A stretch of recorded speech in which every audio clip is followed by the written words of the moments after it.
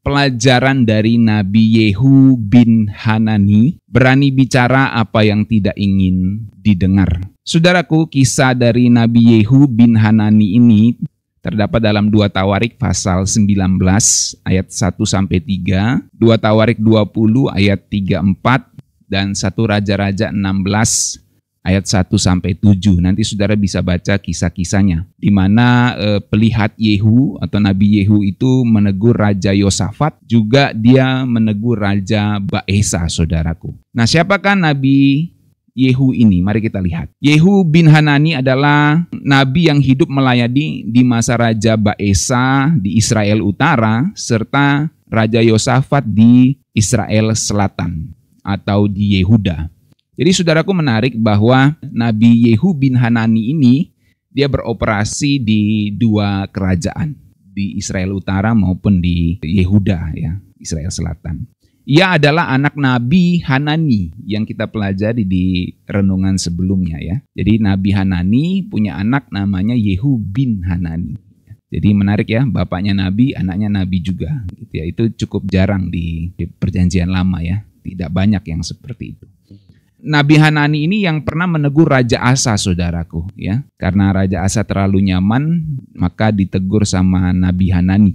Yehu sendiri muncul dalam Alkitab pada 2 masa kerajaan yang berbeda. Seperti saya katakan tadi, di masa kerajaan Israel Utara, yaitu di Raja Baesa, dia muncul itu ada di 1 Raja-Raja 16 ayat 1-7. Saudara bisa baca situ. Di situ Yehu menubuatkan kehancuran akan dinasti Baesa.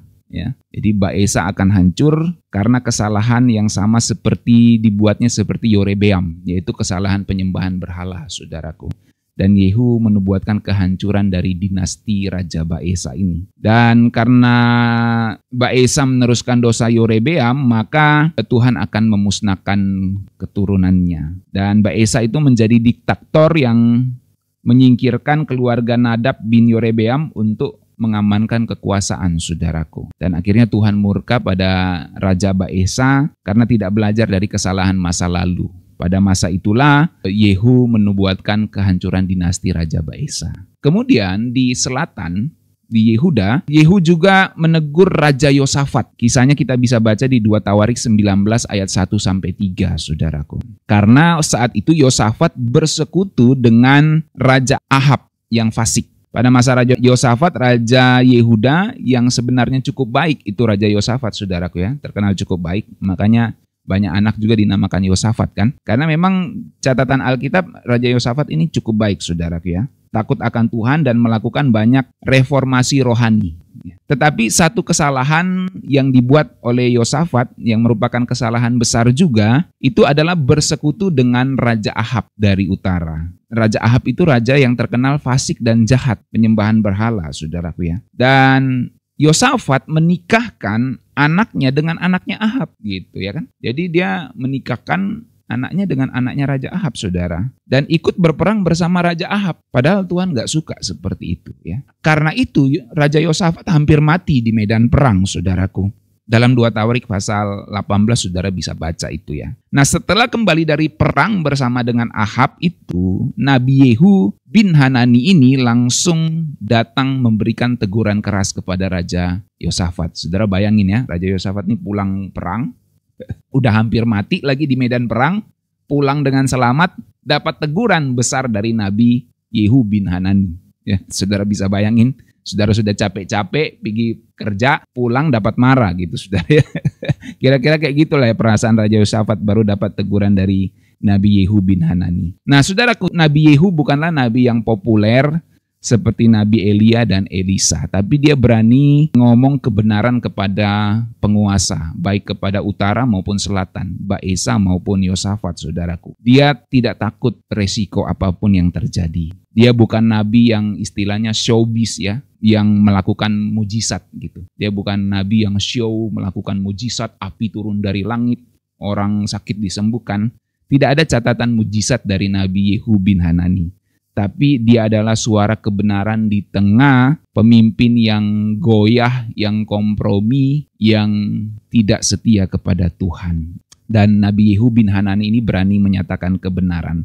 Oleh sebab itu apa yang kita bisa pelajari dari Nabi Yehu bin Hanani ini, saudaraku? Yang pertama, dia adalah seorang yang tegas tapi tetap peka. Yehu muncul di masa Raja Baesa, seorang raja Israel Utara yang melanjutkan dosa-dosa Yerobeam. Dan Yehu juga datang bukan dengan emosi, menegurnya bukan dengan emosi tapi dengan ketajaman ilahi dan kepekaan terhadap arah rohani bangsa itu, saudaraku. Dia nggak asal nyerang dan dia tahu isi hati Tuhan. Makanya kalau kita baca di 1 Raja-Raja 16 ayat 1-4 itu disebutkan karena engkau hidup seperti Yerobeam. Dia ngomong sama Raja Baesa itu ya. Karena engkau hidup seperti Yerobeam, aku akan menyapu engkau seperti aku menyapu Yerobeam. Jadi bayangkan kalau Tuhan sapu, saudara ya, sapu bersih ya. Ini bukan sekedar kritik sosial, saudaraku. Ini firman Tuhan yang dibawa dengan hati yang pekah, bukan dengan marah-marah omong kosong, saudaraku ya. Karena hatinya peka terhadap suara Tuhan. Jadi ketegasan kita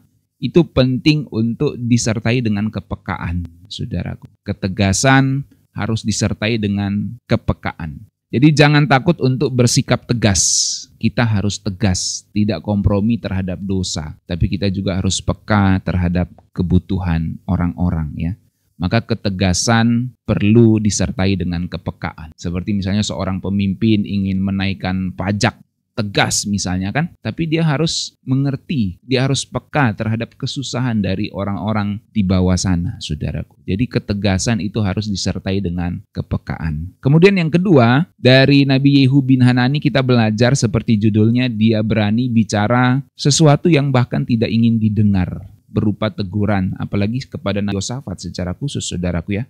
Udah capek-capek pulang perang, ya, hampir mati lagi di medan perang, malah pulang dapat teguran dari Nabi Yehu bin Hanani, saudaraku ya. Yosafat adalah raja yang baik, spiritual, dan sangat dicintai rakyatnya. Tapi ketika dia bersekutu dengan Raja Ahab, Yehu nggak sungkan untuk menegurnya. Dikatakan di situ dalam 2 Tawarik 19 ayat 1-3, kalimat tegurannya begini, saudaraku ya. Haruskah engkau menolong orang fasik? Haruskah engkau menolong orang fasik? Dan kasih kepada orang yang membenci Tuhan. Ini menarik ya. Haruskah engkau kasih kepada orang yang membenci Tuhan? Haruskah engkau menolong orang fasik? Ini teguran Nabi Yehu kepada Nabi Yosafat, saudara. Maksudnya ini menyinggung Raja Ahab yang disebut fasik dan tidak mengasihi Tuhan dan dibenci oleh Tuhan ya. Jadi teguran ini datang kepada raja yang populer dan saleh, saudara ya, terkenal saleh sebenarnya. Karena Raja Yosafat itu terkenal raja yang mengasihi Tuhan dan raja yang saleh serta raja yang populer di masyarakat, saudaraku. Makanya banyak orang namanya Yosafat, gitu kan? Nggak ada orang kasih namanya Ahab kan? Ada saudara dengar orang Kristen namanya Ahab? Saya kira mungkin kalaupun ada mungkin 1-2 orang aja kali ya. Nampaknya nggak ada, kira-kira sama kayak nama Yudas gitu ya. Ya kalau Yudas kayaknya ada sih ya. Tapi Ahab kayaknya nampaknya sudah nggak ada lagi orang bernama itu, saudaraku ya.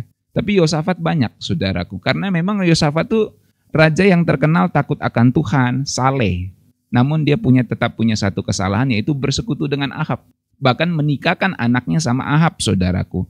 Dan teguran ini datang kepada Yosafat melalui Nabi Yehu bin Hanani ini, saudaraku. Yehu tahu ini sangat beresiko. Bayangkan saudara kalau ada seorang presiden yang populer lalu ada pengkritiknya, gitu kan? Maka pengkritiknya disebut kaum pembenci gitu kan? Kaum sakit hati gitu. Jadi Nabi Yehu bin Hanani ini bisa disebut kaum sakit hati nanti oleh orang-orang yang mendukung Raja Yosafat, saudaraku. Tapi bagaimanapun dia harus menyampaikan teguran Tuhan ya. Dia tahu itu beresiko, tidak populer, bisa saja dia dimusuhi oleh rakyat yang setia kepada Yosafat.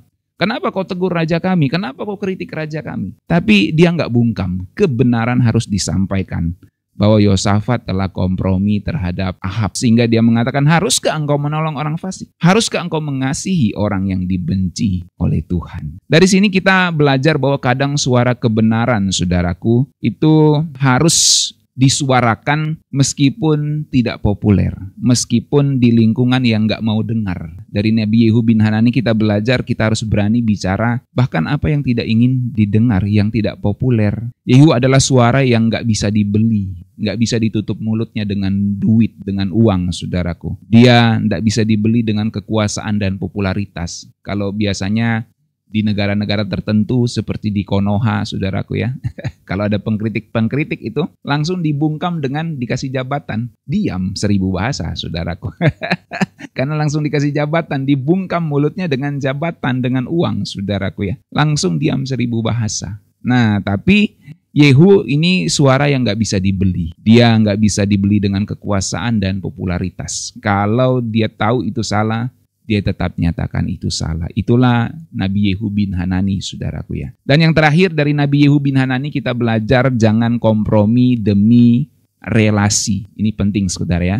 Jangan kompromi demi relasi. Yehu mengajarkan level hidup dan pelayanannya yang luar biasa, bahwa relasi tidak boleh mengorbankan integritas. Saya ulangi, relasi tidak boleh mengorbankan integritas. Baik Baesa yang jahat maupun Yosafat yang baik, jika sudah harus ditegur, tetaplah akan ditegur. Jadi dia bukan cuma tegur Raja Baesa yang terkenal jahat, saudara. Dia tegur Raja Yosafat yang terkenal saleh. Tetap ditegur oleh Nabi Yehu bin Hanani. Dia tidak mengorbankan integritasnya demi membangun relasi kepada kekuasaan. Nabi Yehu bin Hanani tidak mengorbankan suara profetiknya, suara kenabiannya demi menjaga hubungan politik, sosial, dan personal, saudaraku. Biasanya kalau dalam konteks partai, saudaraku ya, partai-partai oposisi gitu ya, kalau dia di luar pemerintahan, suaranya kencang kritik pemerintah, saudaraku. Begitu dikasih jatah menteri, itu dikasih jatah kekuasaan, saudaraku, diam 1000 bahasa gitu ya. Jadi Yehu tidak mengorbankan suara profetik kenabiannya demi menjaga hubungan politik, sosial maupun personal. Dia tidak kompromi demi relasi. Nah, dalam hidup kita seperti ini juga. Jangan kompromi demi relasi. Misalnya orang yang berteman, dia kompromi demi menjaga relasi, akhirnya dia sama-sama nipu gitu ya. Demi membangun relasi, akhirnya sama-sama berbuat dosa ya, demi menjaga relasinya, dia korbankan integritasnya, saudaraku. Nah, jangan seperti itu ya, jangan kompromi demi relasi ya. Dunia ini penuh dengan kompromi demi networking. Oke lah, supaya ada kerjasama kita kompromilah dengan dosa, kompromilah dengan hal-hal seperti ini. Padahal kita tahu itu tidak menyenangkan hati Tuhan, saudaraku. Kita kompromi demi relasi ya. Tapi suara Tuhan itu seperti yang disampaikan oleh Nabi Yehu bin Hanani. Haruskah engkau menolong orang fasik? Haruskah engkau mengasihi orang yang dibenci oleh Tuhan? Jadi dari sini kita belajar jangan kompromi demi relasi. Kalau waktunya untuk stop, harus stop. Kalau waktunya untuk berhenti, harus berhenti, saudaraku ya. Nabi Yehu bin Hanani tetap berdiri lurus ketika banyak orang mulai membungkuk. Karena uang, karena kekuasaan, karena relasi, dia membungkuk kompromi terhadap dosa. Tapi Nabi Yehu bin Hanani tetap berdiri tegak. Apa yang salah dinyatakan salah. Meskipun itu mengorbankan relasi, saudaraku ya. Nah, saudaraku, tentu dari Nabi Yehu bin Hanani ini kita bisa belajar banyak hal, saudaraku. Tapi saya kira 3 hal itu sudah cukup mewakili apa yang bisa kita pelajari. Yang pertama tadi, dia tegas tapi peka, saudaraku. Lalu yang kedua, dia berani bicara apa yang tidak ingin didengar. Dan yang ketiga, jangan kompromi demi relasi. Dari sini kita belajar karakter yang penting ya, untuk kita terapkan dalam kehidupan kita. Kalau kita mau tegas, tetap harus peka. Yang kedua, berani bicara apa yang bahkan tidak ingin didengar. Dan yang ketiga, jangan kompromi demi relasi. Saudaraku, dari Nabi Yehu bin Hanani ini, kiranya kita mendapat pelajaran yang penting bagaimana menjadi seorang yang dipakai oleh Tuhan dalam kehidupan kita sehari-hari. Mari kita berdoa.